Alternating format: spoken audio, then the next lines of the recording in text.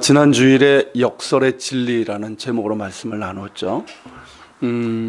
우리가 보통 이제 마태복음 산상수훈이고 이제 누가복음 평지 설교, 평지순으로 되어 있는데 마음이 가난한 자는 복이 있나니 하나님 나라가 너희 것이며 이 말씀을 중심으로 나누었어요.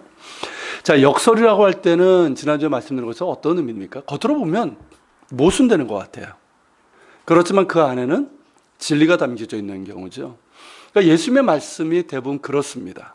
그러니까 예수님의 말씀은 이게 세상적인 어떤 경향, 세상적인 가치관, 세상적인 어떤 흐름, 그리고 우리의 본성, 우리의 경험, 우리의 판단 이런 것들과 어떻습니까? 대부분 부딪히는 게 많아요. 그러니까 어떤 세상적인 기준과 우리 기준으로 이렇게 보면 굉장히 역설 같은데 그 안에는 어떻습니까? 진리가 있고요. 그 진리는 생명의 진리예요. 그리고 그 말씀을 들었을 때는 그 안에는 엄청난 은혜와 축복이 있는 것이죠. 오늘 말씀도 그렇습니다. 어떤 면에서 보면 지난 주일 말씀보다, 그러니까 이 본문 앞에 있는 말씀보다도 더 역설이고요. 그리고 굉장히 유명한 말씀인데 어려운 내용이기도 합니다. 자, 그 내용이 뭡니까? 여러분 보시는 것처럼 너희 원수를 사랑하며 너희를 미워하는 자를 선대하며 너희를 저주하는 자를 위하여 축복하며 너희를 모욕하는 자를 위하여 기도하라. 또 어떻습니까? 너희 입뺨을 치는 자에게 젖밤도 돌려대며 내 겉옷을 빼앗는 자에게 속옷도 거절하지 말라. 내게 구하는 자에게 주며 내 것을 가져가는 자에게 다시 달라하지 말라. 더 있어요. 더 쭉 이어지는데 좀 내용이 많아서 오늘은 여기까지만 볼 거예요. 어떻습니까, 여러분?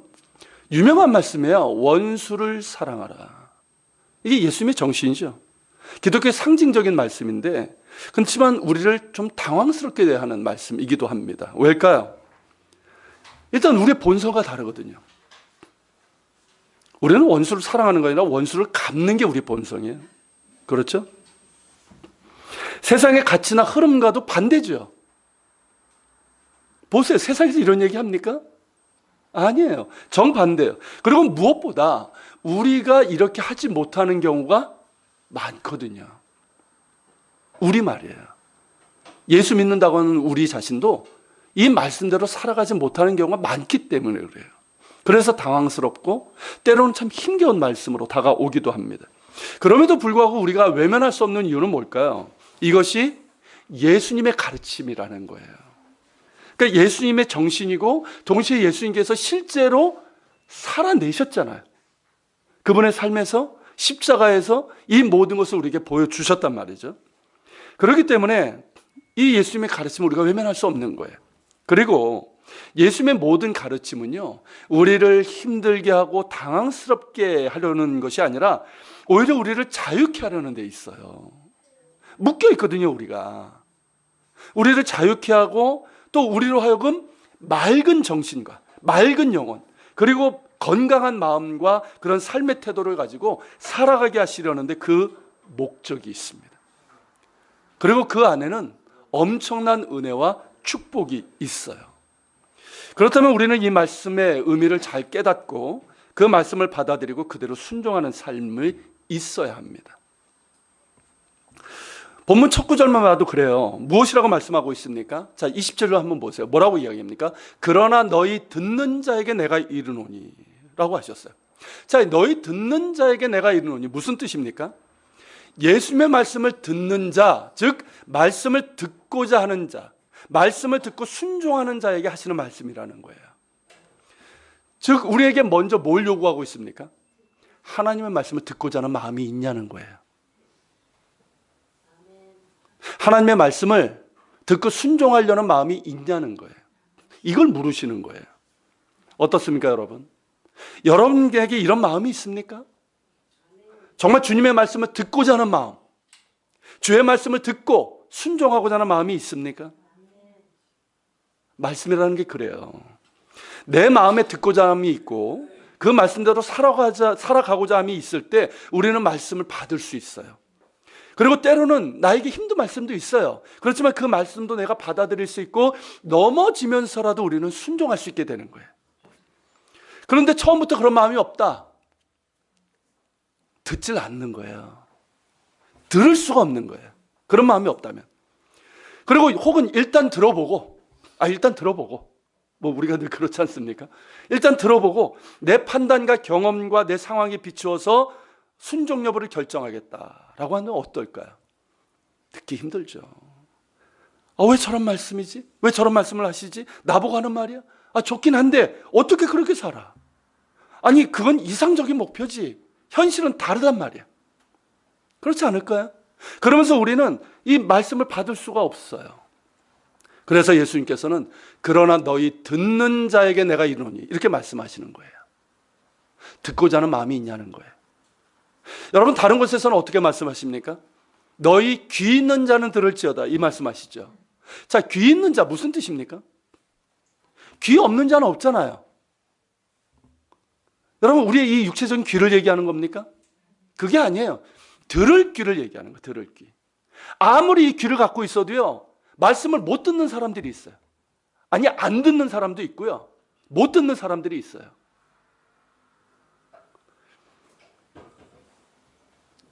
즉 이 말씀을 듣고자 하는 마음이 있는 자, 말씀을 듣고 순종하고자 하는 마음이 있는지를 우리에게 먼저 물으시는 거예요. 어떻게 보면 우리에게 가장 중요한 것이 바로 이 들을 귀라고 생각을 합니다. 믿음은 들음에서 난다고 그랬어요. 여러분 들을 귀가 없어서 말씀을 듣지 못한다면 믿음이 생길 수 없고 믿음이 성장할 수가 없습니다. 또한 오늘 말씀처럼 세상의 가치와 흐름과는 정반대고 우리의 본성과 어떤 경험, 판단, 생각과도 이게 다른 경우, 그리고 나의 어떤 아픈 부분을 찌르고 들어오는 그런 말씀인 경우에는 더더욱 그러해요. 내 생각에서부터 말씀을 선별하고 판단하고 취사 선택하고 거부한다면 하나님의 말씀이 내 안에서 살아 역사하는 말씀이 될 수가 있겠습니까?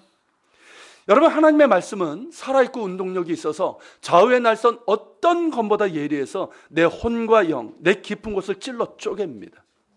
그리고 내 마음의 생각과 판단을 감찰하십니다. 근데 그러기 위해서는 우리에게 무엇이 필요하다? 들을 귀가 있어야 된다는 거예요. 들을 귀가. 즉 말씀을 듣고자 하는 마음, 듣고자 하는 마음, 듣고 순종하고자 하는 마음이 있냐는 거예요.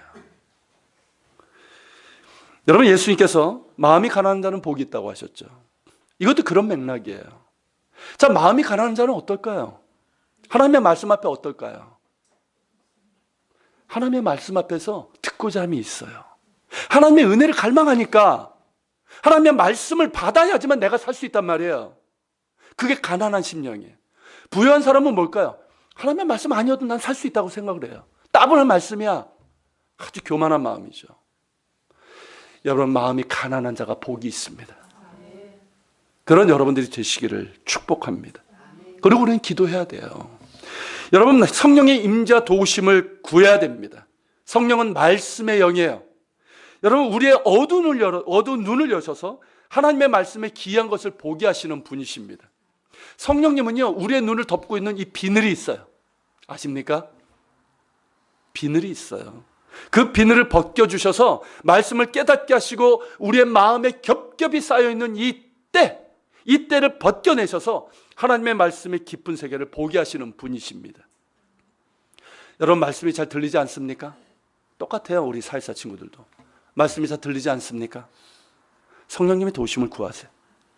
들을 귀를 달라고 구하세요. 듣기는 하는데 잘 모르십니까? 성령님께 보게 하시고 깨닫게 해주시기를 기도하시길 바랍니다. 그리고 무언가 이해되고 아는 거는 같은데 그 말씀의 깊은 세계로 들어가지 못하는 경우가 있어요. 아는 거는 같은데. 그리고 자꾸만 나의 생각, 나의 경험과 판단, 나의 상황과 환경을 탓하면서 말씀을 밀어내고 판단하고 거부하고 있지는 않습니까? 기도하십시오, 여러분. 성령님께서 하나님의 말씀의 검으로 나의 혼과 영, 내 깊은 곳까지 찔러 쪼개시고 치유해 주시고 내 마음과 생각을 감찰하시고 새롭게 해주시기를 기도하시기를 바랍니다. 저는 말씀의 맛을 28살 때 진하게 알았어요. 진하게. 그 전에 이제 중학교 때부터 저는 이제 점심시간, 학교에서 점심시간에 쉬는 시간에 성경을 읽었어요. 어떤 성경이면 이 기도원 협회에서 나눠주는 영한대역 신약 성경이에요. 우리도 저기 있더라고요. 그거예요. 그걸 점심시간 쉬는 시간에 읽었어요.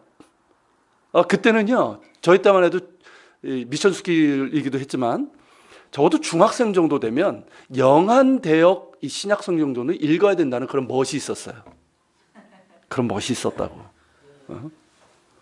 근데 그렇게 읽었지만 제가 말씀을 제대로 알았을까요? 잘 몰랐죠. 그냥 영어 공부하는 겸해서 이렇게 읽었던 거예요. 그렇게 이제 쭉 읽었지만 제가 이제 28살 때 이제 복막염이 오고요. 그리고 장 폐색이 오면서 40일까지 병원에 입원한 적이 있었는데 그때 이제 평상시에 이제 제대로 이제 못 하다가 이제 병원에 있으니까 달리 할 것도 없고 그러니까 어떻습니까? 성경 많이 읽고요. 그리고 큐티를 다시 하게 됐어요. 큐티가 뭔지 아시죠? 성경 묵상하는 거죠. 근데 이제 차분히 이제 병상에 이렇게 앉아가지고 이렇게 말씀을 묵상하고 깨닫는 것을 노트에 적는데 처음에는 이게 잘 안 되더라고요. 얼마 쉬었거든요. 근데 점점 깨달아지는 것도 많아지고 노트에 쓰는 것도 많아지고 그러다 보니까 큐티가 재밌어지는 거예요. 그러다가 창세기 17장을 묵상하는데 그 말씀에서 제가 21살 때부터 7년 동안 기도하던 3가지 기도 응답을 다 받았어요. 그러면서 제 입 안에서 단맛이 도는데 정말 꿀보다 더 단맛이 도는 거예요. 그때 내가 사탕을 물고 있었던 게 아니에요. 그리고 아시는 것처럼 저는 단맛을 좋아하지 않아요. 단 것을 좋아하지 않아요. 근데 그 단맛이 제 안에 가득한데 그러면서 저희 처음 경험이었고요. 그러면서 제가 시편 기자가 한 말이 이게 거짓이 아니구나 하는 것을 깨달았어요. 여러분 시편 109편 103절에 보면 이런 말씀이 있어요. 주의 말씀의 맛이 내게 어찌 그리 단지요 내 입에 꿀보다 더 단이다. 저는 이것이 예전에 그냥 좋은 말씀 상징적으로 생각했는데 이게 진짜인 거예요. 제가 그 경험을 한 거예요. 아무것도 제 입에는 없었어요. 그렇지만 이 단맛으로 가득 차는데 그런 경험은 제가 처음 해봤어요. 그러면 물으시겠죠. 그 이후에도 이런 경험을 해봤냐고. 물론 그 이후에는 이런 강력한 경험을 하진 못했어요. 그렇지만 이 이후에 제가 성경을 읽을 때마다 기도하는 게 하나 있어요. 그게 뭐냐면 역시 시편 기자가 했던 기도예요. 뭐냐면 성경을 읽기 전에 그리고 큐티하기 전에 그리고 이제 목회자가 되어서는 이제 설교를 준비하기 전에 그 기도를 합니다. 내 눈을 열어서 주의 법에 기이한 것을 보게 해 주시옵소서. 이 기도를 합니다. 성령께서 내 눈을 열어주시지 않으면 하나님의 말씀을 볼 수가 없어요. 깨달을 수 없어요. 그리고 기도합니다. 주님 주의 말씀을 먹여주시옵소서. 양식이잖아요. 내게 먹여주시옵소서. 내가 먼저 먹어야지. 그래야지 여러분들에게 먹을 걸 줄 거 아니에요. 그 기도를 하게 돼요. 그렇게 간절히 기도합니다. 그리고 그럴 때마다 하나님께서 성령께서 깨닫게 해주시고 그리고 그때만큼 강렬한 말씀은 아니지만 여전히 하나님의 말씀은 저에게 달고요. 단 양식이 됩니다. 여러분 기도하셔야 됩니다. 말씀을 들어야 사는 거예요. 돈으로 사는 게 아니에요. 말씀을 들어야 사는 거예요. 믿음은 들음에서 난다고 했는데 우리의 믿음은 뭡니까? 그냥 타종교 어떤 그런 믿음이 아니잖아요. 우리의 생명과 직결된 믿음이에요. 우리의 믿음은 생명의 믿음이고 구원의 믿음이고 영생의 믿음입니다. 그러므로 들어야 삽니다. 여러분 예배드리기 전에 교회 오기 전에 그리고 여기 와서 말씀을 듣기 전에 꼭 기도하십시오. 성령님 저의 눈을 열어 주옵소서. 저의 귀를 열어 주시옵소서. 들을 귀 있는 자가 되게 해 주시옵소서. 기도하셔야 돼요. 그리고 저를 위해서도 기도해 주셔야 됩니다. 그리고 여러분 성경을 펴고 읽기 전에도 그렇고요. 그리고 큐티를 한다면 그 전에 성령께서 내 눈을 열어서 주의 법에 기이한 것을 보게 해 주시옵소서. 꼭 기도해야 돼요. 성경은요. 그래야지 보이는 거예요. 성령께서 여러분들의 눈을 열어주시고 귀를 열어주셔서 들을 귀 있는 자가 되게 하실 것입니다. 구하는 자에게 구해지는 것이고 두드리는 자에게 열리는 거예요. 여러분 오늘 본문 말씀도 그렇습니다. 그냥 우리의 본성이나 우리의 경험, 판단, 생각 그리고 우리의 한계에 붙잡혀 있으면 이 말씀은 들을 수 있을까요? 듣지 못해요. 들리지도 않아요. 말도 안 되는 말이에요. 그리고 세상의 가치와 흐름만을 생각한다면 어떻습니까? 이건 말도 안 되죠. 모순되고 이게 이만큼 마음이 불편한 말씀이 없어요. 그러나 주님께서 듣는 자에게 말씀하셨다는 것을 기억한다면 지금 우리에게 필요한 것은 듣고자 하는 마음이고 이 말씀을 듣고 행하고자 하는 마음이에요. 비록 힘들고 아프고 어려운 말씀이라 할지라도 이것이 주님의 말씀이고 그 안에 생명과 진리가 있고 치유와 축복이 있기 때문입니다. 그런 마음이 있기를 다시 한번 축복합니다. 여러분, 누가복음 이 본문에는 생략되어 있지만 이 같은 내용을 기록하고 있는 마태복음 5장, 우리가 산상수훈이죠. 38절부터 39절에 보면 이 말씀이 들어가 있어요. 한번 읽어볼까요? 또 눈은 눈으로,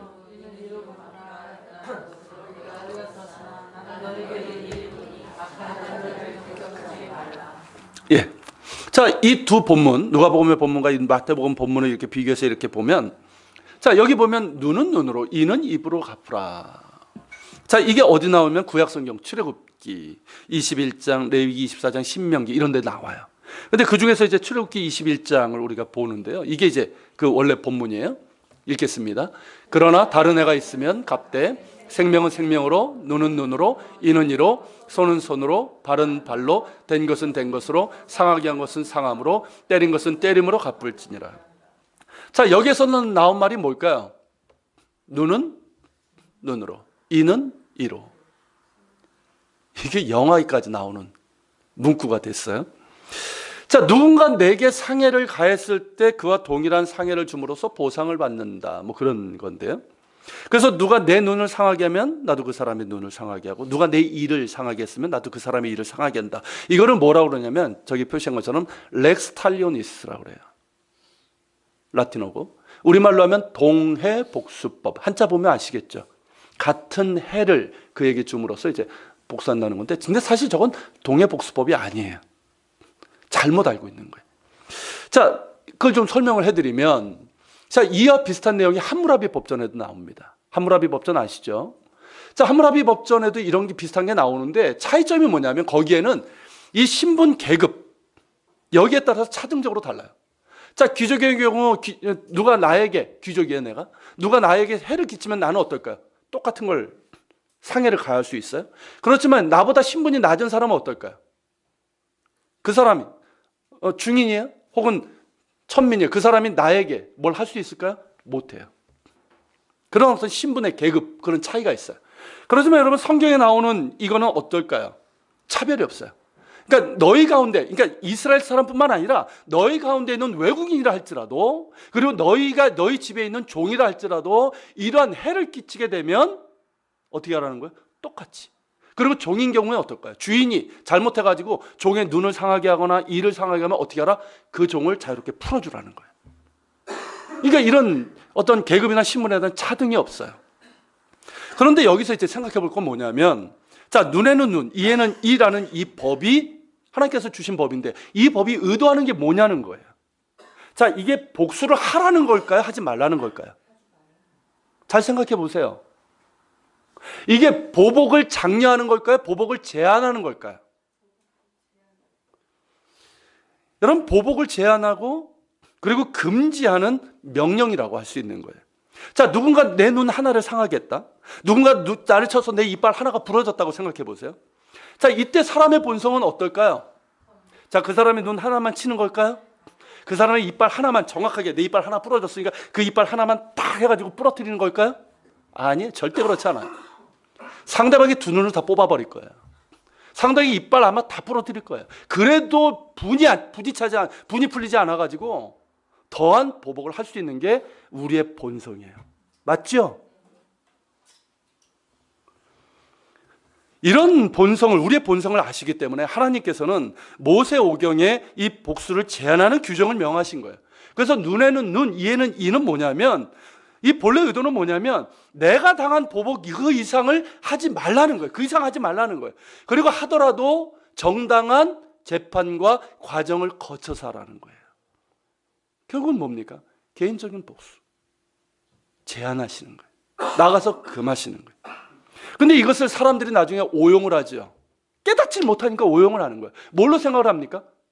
보복을 정당화하는 걸로 생각을 해요. 그게 대표적인 게 이슬람이에요. 성경에서 뺏겼습니다. 지금도 사람들도 그렇게 생각을 하죠. 여러분, 이건 금하는 명령이고요. 그런데 예수님께서는 어떻습니까? 이보다 더 철저하게 복수를 제한하고 계십니다. 자, 27절, 28절에서 뭐라고 말씀하십니까? 자, 그러나 너희 듣는 자에게 내가 이르노니 뭐라고 하셔요? 너희 원수를 사랑하며 너희를 미워하는 자를 선대하며 너희를 저주하는 자를 위하여 축복하며 너희를 모욕하는 자를 위하여 기도하라. 무슨 말씀이에요? 아예 보복할 생각을 하지 말라는 뜻이에요. 자, 이 부분에 대해서는 다음 시간에 제가 좀 자세하게 말씀을 나누겠지만, 이 말씀은 뭐냐? 아예 보복할 생각을 하지 말라는 것과 똑같아요. 그리고 이어지는 말씀이 뭡니까? 오늘은 이 부분을 좀 볼 건데요. 뭐라고 말씀하십니까? 너의 입뺨을 치는 자에게 젖뺨도 돌려대며 내 겉옷을 빼앗는 자에게 속옷도 거절하지 말라. 이 말씀이에요. 점점 힘든 말씀이죠. 그런데 이제 마태복음 5장 39절 40절에 이렇게 나와요. 누구든지 내 오른뺨을 치거든 왼편도 돌려대며 또 너를 고발하여 속옷을 가지고자 하는 자에게 겉옷까지도 가지게 하라. 자, 그 의미를 한번 볼까요? 자, 보세요. 자, 누군가 내 뺨을 후려칠 때, 자, 보통 어느 쪽 뺨이 맞게 됩니까? 누군가 내 뺨을 쳤어요. 어디가 맞습니까? 왼쪽 뺨이에요. 그죠? 대개 이제 오른손잡이가 많기 때문에. 근데 예수님께서 뭐라고 말씀하십니까? 누군가가 너의 오른편 뺨을 치거든. 조금 이상하죠. 저런 해석은 처음 들어봤어요. 자, 어떤 경우일까요? 자, 누군가가 내 뺨을 쳤는데 내가 오른쪽 뺨을 맞았어. 그러면 왼손잡이거나 그래서 뒤에서 치거나 또 하나는 뭘까요? 손등으로. 그죠? 이 손등으로 탁 칠 때. 그런데 여러분 혹시 이렇게 맞아보신 적 있어요? 여러분 뺨을 맞으면 어떻습니까? 기본적으로 어때요? 다른 데 맞는 것보다 뺨을 맞으면. 학교에서 요즘은 어떤지 모르겠어요. 예전엔 그런 경우가 많았거든요. 어떻습니까? 뺨을 맞으면? 이게 굉장한 모욕감을 느껴요. 수치스럽고. 왜냐하면 얼굴은 어떻습니까? 어떤 의미가 갖고 있어요? 그 사람 전체를 의미하는 거예요. 그러니까 이 뺨을 때리는 건 뭐냐면, 물론 화가 나서 때리는 거죠. 오죽하면 뺨을 때리겠습니까만은. 근데 그 맞는 사람은 뭐예요? 그 인격에 굉장한 상처를 입게 돼요. 모욕감을 느끼게 되는 거예요. 그런데 이 손등으로 얼굴을 치는 건 뭐냐면, 우리는 뭐 별로 이렇게 없는데, 큰 의미가 없는데, 고대 근동, 예수님 당시에는 어떤 의미였냐면, 이게 사람으로 취급하지 않는다는 모욕을 담고 있어요. 그래도 이렇게 치는 건, 그래도 사람으로 인정하는 건데, 이렇게 치는 건 뭐예요? 아예 사람으로 인정도 안 하는 거예요. 그런 모욕의 의미가 담겨져 있어요. 그렇기 때문에 어떤 사람들은 이렇게 해석을 합니다. 자, 누군가 내 오른뺨을 쳤어요. 이 오른쪽 손등으로 이렇게 탁 쳤어요. 그러니까 나를 뭘로 대한 거야? 사람으로 대하지 않은 거야. 그러니까 그때 내 왼뺨도 이렇게 딱 돌려대면서 뭐라고요? 나를 사람 취급해라. 뭐 그런 의미로 해석을 하는 분들이 있어요. 뭐 나름대로 뭐 설득력도 있지만 그런 의미가 아니에요. 이건 뭐냐면 내가 오른뺨을 맞는, 이건 인격적으로 심한 모독이잖아요. 이런 모독을 당했을 때 당시의 사회 관행은 뭔지 아십니까? 나도 상대방을 때리는 거예요. 이게 사회적인 관행이에요. 지금도 그렇잖아요. 누군가 여러분들 뺨 때려보세요. 대부분 그래요. 그게 이제 사회적 관행인데 예수님의 말씀은 뭡니까? 그러지 말라는 거예요. 보복하지 말라는 거예요. 상대방에게 맡기려는 거예요. 이게 무슨 의미일까요? 참 쉬운 말씀이 아니에요. 그리고 그 다음으로 내 겉옷을 빼앗는 자에게 속옷도 거절하지 말라 하셨는데요. 자, 마태복음의 경우는 어떻습니까? 너를 고발하여, 이 말이 나와요. 너를 고발하여 속옷을 가지고자 하는 자에게 겉옷까지도 가게 하라. 자, 이 고발한다는 말이 나와요. 여러분 그 당시에 이 가난한 서민들의 경우는 옷이 많지 않았어요. 그래서 보통 어떤 옷이었냐면 통으로 된 속옷이 하나 있어요. 통으로 된. 그리고 겉에다가 이게 두루마기로 된 그런 이제 외투 같은 게 하나 있습니다. 그게 이제 가난한 서민들의 일반적인 옷이에요. 자, 그런데 누군가가 이 겉옷을 빚진 것 때문에 겉옷을 뺏어갔어요. 그러면 이거는 어떻게 되냐면 재판에서 고발할 수 있는 거리가 된다는 거예요. 왜냐하면 출애굽기 22장 26절 27절에 보면은 이 가난한 자의 겉옷을 이 채무자 있잖아요. 채무자. 이 채무자가 가난한 자의 이 외투를 결코 가져가서는 안 된다고 되어 있어요. 왜냐하면 이 외투는 어떻습니까? 이스라엘은 일교차가 심해요. 그렇기 때문에 밤에 이 외투는 어떤 역할을 할까요? 이불이에요. 이불. 그러니까 이 일교차가 심한 이 이스라엘 땅에서 그것을 뺏어갔다 그래서 어떻게 됩니까? 이 사람의 생존을 위협하는 일이기 때문에 성경에서 금하고 있는 거예요. 그렇기 때문에 누군가 이 채권자가 채무자에게, 이 가난한 사람이에요. 이 가난한 채무자에게 빚을 갚지 못하니까 그의 겉옷을 뺏어갔다. 이거는 뭐가 될 수 있다는 거예요? 재판거리가 될 수 있는 거예요. 그러니까 그런 의미로 이제 해석을 하는 분들이 있는데요. 그것도 역시 설득력은 있지만 본래 의미는 그런 의미가 아니에요. 단순해요. 아무리 부당한 요구라도 들어주라는 거예요. 자, 지금까지 이 의미를 봤는데 참 쉬운 말씀이 아니에요, 사실. 그리고 보다 정확하게 이야기해서는 당시의 사회적인 상황뿐만 아니라 예수님의 이 제자 공동체 상황을 볼 필요가 있어요. 왜냐하면 자, 이 산상수훈, 누가 보면 이제 평지수훈으로 되어 있죠. 자, 이 말씀이 전해졌을 때는 기본적으로 어떻습니까? 이거는 제자 공동체에게 하신 말씀이에요. 모든 사람들이 하신 말씀이 아니라는 거예요. 제자 공동체가 하신 말씀이고 이미 이 복음이 전해진 때예요. 자, 예수님과 제자들을 통해서 복음이 전파됐을 때 사람들의 반응은 두 가지로 나타났어요. 똑같아요, 지금도. 하나는 뭘까요? 이 복음을 듣고 예수님을 구주로 믿는 사람들이에요. 예수님을 정말 나의 구주로 믿고 그렇게 하나님의 백성이 되는 사람들이에요. 반대로 다른 부류는 어떨까요? 말씀을 듣지 않는 거예요. 듣지 않고 오히려 자기들의 기득권을 생각하면서 이 비판하고 박해하는 그런 상황이 이루어졌단 말이죠. 근데 이런 상황이 예수님께서 부활하시고 오순절 성령 강림이 임하신 후에 어떻게 됩니까? 더 이게 폭발적으로 일어나게 되죠. 자, 오순절 성령 강림 이후에 어떻게 됩니까? 교회가 세워지게 되고 그래서 성령의 강력한 임재 가운데서 복음이 전파됐을 때 수천 명이 돌아오게 되잖아요. 많은 사람들이 예수님을 통해서 구원받고 하나님의 자녀가 됩니다. 그렇지만 동시에 뭐가 일어나게 돼요? 박해가 일어나게 되죠. 그죠? 유대교의 박해가 일어나게 되고 나중에 로마의 박해가 일어나게 돼요. 자, 이런 배경에서 이 말씀을 볼 필요가 있는 거예요. 그러니까 이 말씀은 뭐냐면 이 제자들의 공동체 그리고 예수님을 따르고 복음을 전할 그 이후에 우리들까지 포함해서 모든 주의 사람들에게 해당되는 말씀이고요. 우리가 당하게 되는 이 악한 상황에 대해서 어떻게 대처할 것인가, 이 말씀으로 볼 수 있어요. 이게 첫 번째 의미예요. 자, 마태복음 5장 39절에 보면 악한 자가 나오죠. 악한 자가 너희를 핍박하거든, 이 말씀이 나오잖아요. 악이라고 할 수 있어요. 자, 이제 예수님을 통해서 하나님 나라의 복음이 세상에 전파되었습니다. 사람들은 자신들의 죄를 깨닫고 예수님을 나의 구주로 그렇게 영접하면서 하나님의 자녀가 되고 하나님의 용서와 사랑과 축복을 경험합니다. 그러면서 교회가 세워지고 교회는 복음과 함께 왕성하게 부흥합니다. 그런데 악은 이걸 싫어합니다. 그렇죠? 악은 이것을 싫어하죠. 당연하죠. 예수 그리스도 복음이 사람들에게 전파되는 것, 그래서 그들이 구원받고 하나님의 자녀가 되는 것을 가장 싫어하는 게 악이에요. 악한 자예요. 그렇기 때문에 어떻습니까? 반대하죠. 박해가 시작됩니다. 자, 누군가 나의 오른뺨을 때렸어요. 심한 모욕을 당했습니다. 어떤 상황이에요? 어떤 상황이에요? 지금 배경을 말씀드렸잖아요. 어떤 상황입니까? 누군가 내 오른뺨을 때렸어요. 심한 모독을 당했어요. 어떤 상황입니까 지금? 내가 나사렛 예수를 믿고 있다는 그 이유 때문이에요. 그리고 내가 예수님의 복음을 전한 이것 때문이에요. 이해가 되십니까? 무슨 얘기인지? 자, 내가 예수를 믿는다는 이유 때문에 내가 인격적인 모독을 당했어요. 내가 복음을 전하는 그것 때문에 내가 뺨을 맞았어요. 자, 그랬을 때 어떻게 하라는 겁니까? 내 뺨을 쳤어? 나도 그 사람의 뺨따기를 때려버린다? 그게 아니라는 거예요. 왜 그런지 아시죠? 만약에 그때 때려버리면 어떻게 될까요? 복음을 전하다가 나 예수 믿는 줄 알고 누가 너 예수 믿지 딱 때렸어요. 그때 나도 그냥 때려버리면 어떻게 될까요?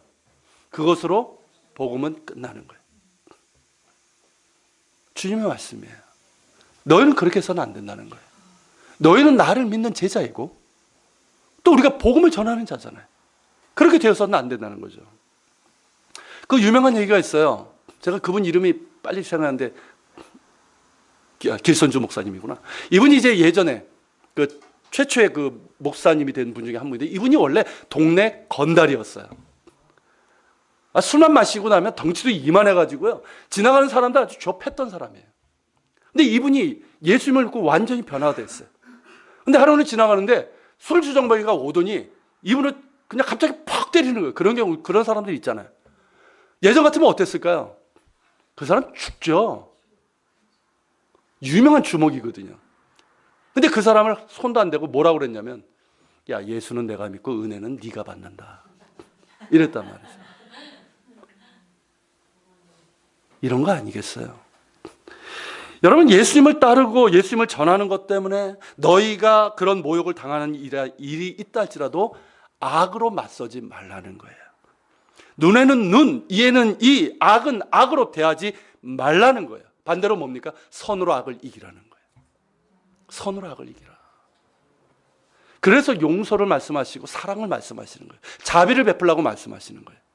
자, 그런 상황에서 미움과 모욕을 견디고 나갈 수 있고 악을 극복할 수 있고 불의를 용서할 수 있는 능력을 우리가 보여줄 때 우리는 세상 가운데서 이 불의한 악의 세계에서 뭘 증명할 수 있습니까? 우리가 예수 믿는 사람이다. 정말 예수님은 살아계시다. 내가 변화된 그리스도인이다. 이걸 증명할 수 있다는 거예요. 그렇지 않습니까? 이건 뭐 밖의 상황 아니어도 똑같잖아요.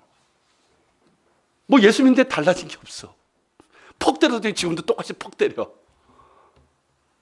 이래가지고 우리가 주님을 믿고 내가 변화됐다는 걸 어떻게 증명할 수 있겠어요? 여러분, 이런 모습을 그대로 보여준 사람이 누굴까요? 스데반이에요. 초대교회 최초의 순교자죠. 스데반이 잘못한 거 있습니까? 아무런 잘못한 거 없어요.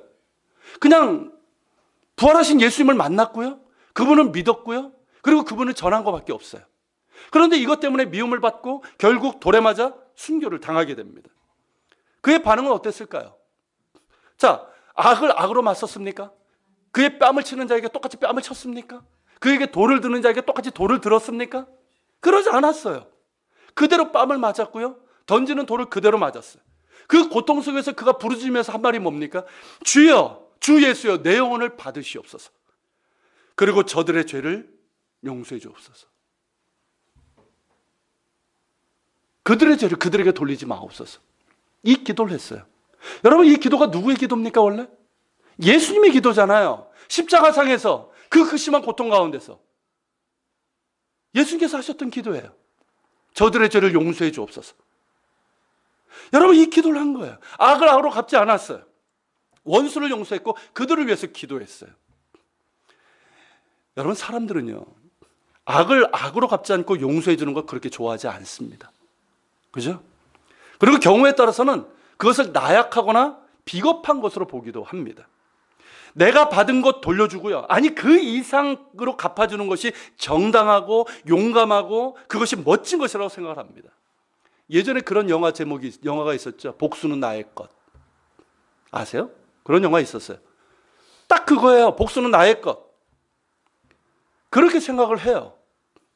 그런데 여러분, 정말 그럴까요? 악을 악으로 갚지 않고 용서해 주는 것이 나약하고 비겁한 것일까요? 어떻게 생각하세요? 정말 그게 힘없는 사람들의 모습일까요? 절대 그렇지 않아요. 여러분, 악을 악으로 갚는 건 누구나 할 수 있어요. 우리의 본성이거든. 누가 나를 치면 나도 똑같이 치는 것, 아니 그 이상 치는 거 누구나 할 수 있어요. 우리의 본성인데. 그리고 세상의 흐름이지 않습니까? 근데 여러분, 거기에는 그 어떤 선한 열매도 나타나지 않아요. 그저 복수로 끝날 뿐이고 더 큰 복수로 이어질 뿐입니다. 여러분, 용서는요, 힘 있는 사람이 하는 거예요. 건강한 사람이 할 수 있는 거예요. 용감한 사람이 할 수 있는 거예요. 그게 용서예요. 여러분, 스데반이 악을 악으로 갚지 않고 예수님의 말씀처럼 또한 예수님의 삶을 따라서 순교했을 때 엄청난 열매가 맺어지게 됩니다. 자, 사도행전 7장에 보면요, 스데반이 순교당할 그 즈음에 누가 그 곁에 있었다고 그럽니까? 사울이라는 청년이 있었다고 그랬어요. 이 사울이 누구예요? 바울이죠. 나중에 바울이 되는 그 사도 바울이에요. 자, 이 사람 그때는 아직 이제 예수님을 만나기 전인데, 자, 그 사람이 그 자리에 있었어요. 물론 사울은 스데반이 죽는 것을 당연하게 생각을 했어요. 그런데 그의 머릿속에는 강한 인상이 주어졌어요. 뭐냐면, 도대체 나사렛 예수가 누구길래, 나사렛 예수가 누구길래 저렇게 자기를 돌로 치는 자들을 위해서 도무지 반항하지도 않고 저들의 죄를 용서해달라고 저렇게 평안한 상태에 죽을 수 있는가? 이 충격이 주어진 거예요. 그리고 그 이후에도 이제 사울이 박해하는 자가 되잖아요. 그래서 그리스도인들을 박해하고 교회를 핍박을 했는데 그때마다 그걸 보게 되는 거예요. 어떻게 된 게 이 사람들, 그리스도인들은 이 사람들을 악을 악으로 대하지 않는단 말이에요. 자기들을 박해하고 핍박하는데도 불구하고 그들은 미워하지 않고 오히려 용서를 구하고 축복하며 기도하고 있단 말이죠. 도대체 이 사람들이 뭐냐는 거죠. 이 사람들이. 이 사울의 머릿속은 굉장히 혼란스러웠을 거예요. 그러던 중에 그가 예수님을 만났어요. 할렐루야. 그리고 그 사람은 박해하는 사람이 아니라 어떻게 됐습니까? 복음을 전하고 교회를 세우는 사람이 됐어요. 이런 면에서 보면 이 사도 바울은요, 예수님의 말씀대로 그대로 행했던 스데반을 통해서 맺어진 열매라고 할 수 있어요. 한 알의 밀알이 땅에 떨어져 썩었을 때 그것이 큰 열매를 맺는다는 주님의 말씀 그대로 된 것이에요. 여러분, 용서에 대해서는 다음 시간에 자세히 좀 다루겠지만 이 말씀을 우리에게 적용을 한다면요, 우리가 예수님을 따르는 삶을 살고 예수님을 전하는 삶을 살고자 할 때는 우리에겐 필연적인 마찰이 주어지게 됩니다. 우리가 지금 박해가 없는 그런 이 대한민국 땅에서 살고 있지만 똑같아요. 정말 여러분들이 예수님을 믿고 예수님의 말씀대로 살아가고 복음을 전하려고 해보세요. 필연적으로 마찰이 주어져요. 경우에 따라서는 그것 때문에 내 오른뼘을 맞는 그런 모욕을 당할 수도 있어요. 지금도 예수 믿는 것 때문에 이런 모욕을 당하는 사람 많아요. 복음을 전하다가 이런 모욕을 당하는 사람들 많아요. 그렇지만 그때 우리가 기억해야 될 것은 뭡니까? 악을 악으로 갚지 않는 거예요. 선으로 악을 이기는 거예요. 왜요? 그러한 우리의 모습을 통해서 우리가 정말 예수님을 따르고 예수님을 전하는 제자라는 것을 증명하고 그것이 악을 이기는 길이기 때문입니다. 악은요, 동일한 악으로 절대 이길 수 없어요. 똑같이 보복을 한다고 악이 사라지지 않아요. 더 강해지고 그런 악이 더 동원됩니다. 그러나 악을 악으로 대하지 않고 선으로 악을 대할 때 악의 힘은 약해집니다. 악이 부끄러움을 당해요. 충격을 받아요. 그리고 그 악에 잡혀있는 자들이 예수님께 돌아올 수 있는 길이 열립니다.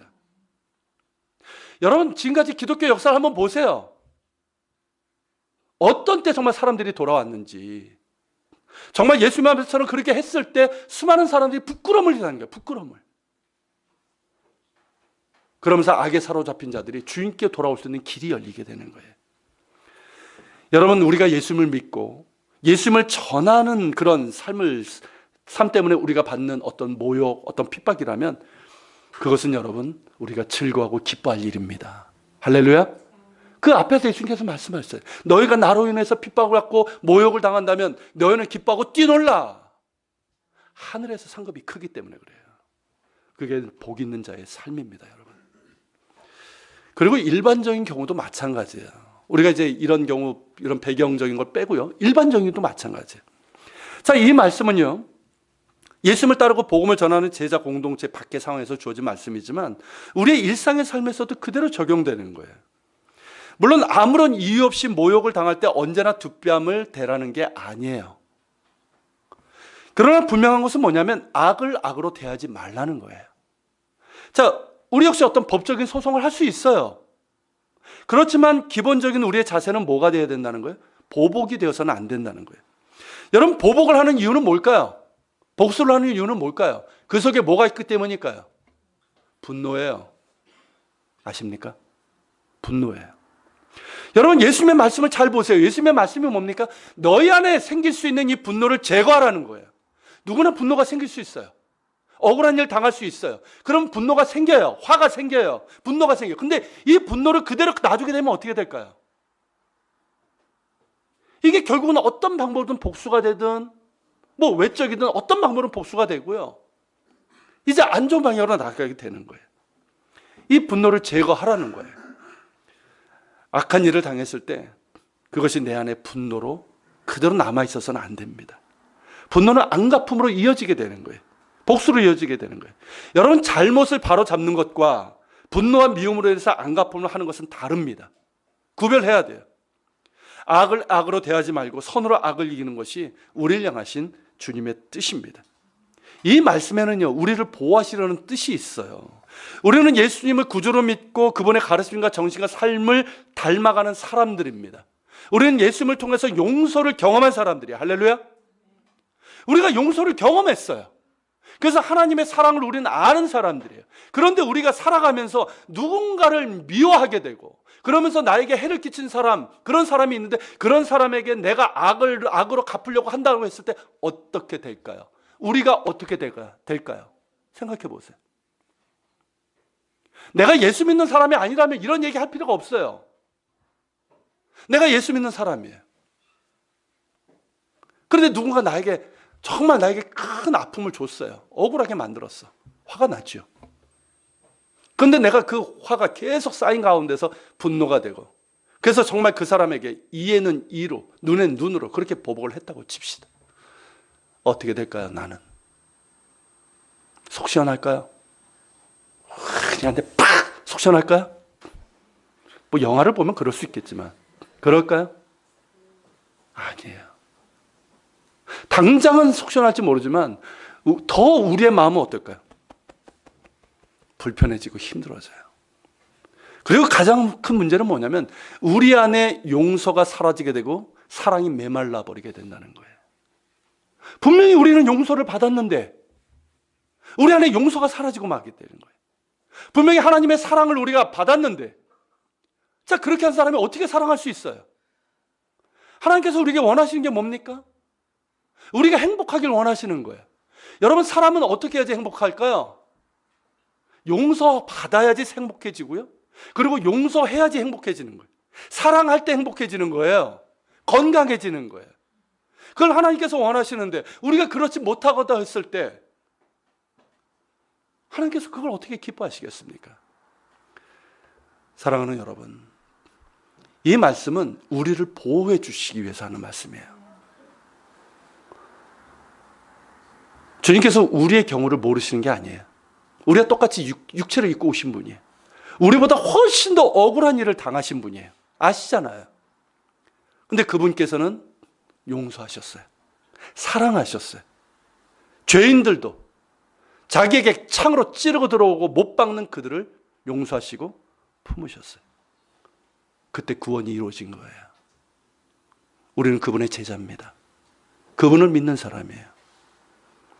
여러분 가운데 누구에 대한 지금도 생각하면 어떤 분노가 있고 상처가 있다면 여러분들이 힘으로는 어려울지도 몰라요. 주님의 도우심을 구하면서 용서하십시오. 내가 용서받았기 때문에 나도 용서할 수 있는 거예요. 내가 사랑을 받았기 때문에 사랑할 수 있는 거예요.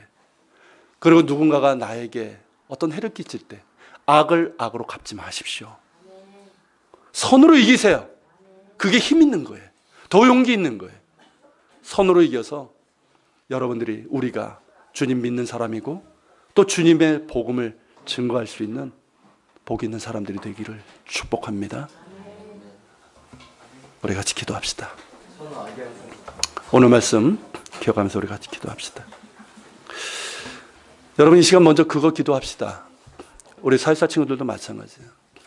성령님, 들을 귀 있는 자가 되게 하옵소서. 하나님의 말씀을 듣질 못합니다. 들을 귀를 허락해 주소서. 내 막혀있는 귀를 열어주시고 내 눈에 껴있는 이 비늘을 벗겨주셔서 또 내 마음에 덕지덕지 있는 이 때를 벗겨주셔서 하나님의 말씀을 듣게 해주시고 또 듣고자 하는 마음, 듣고 순종하는 마음이 내 안에 있게 하여 주옵소서. 그리고 오늘 이 말씀, 우리의 본성과 세상적인 어떤 가치관으로 보면 너무 불편합니다. 당황스럽습니다. 그러나 이것이 우리를 보호하시는 주의 말씀이고 이렇게 우리가 살아갈 때 우리가 정말 예수 믿는 사람, 주님의 제자이고 주님의 복음을 전할 수 있는 그런 길이 열린다는 것을 우리에게 말씀하십니다. 주님, 그렇게 살 수 있도록 도와주시옵소서. 아직도 내가 용서하지 못한 사람이 있다면 주의 사랑 내가 받았사오매 그 사랑에 의지해서 용서하게 하여 주시고 사랑하게 하옵소서. 악을 악으로 갚지 않고 선으로 이기게 하여 주시옵소서. 우리 같이 기도하며 주님 앞에 나갑시다. 같이 기도합니다.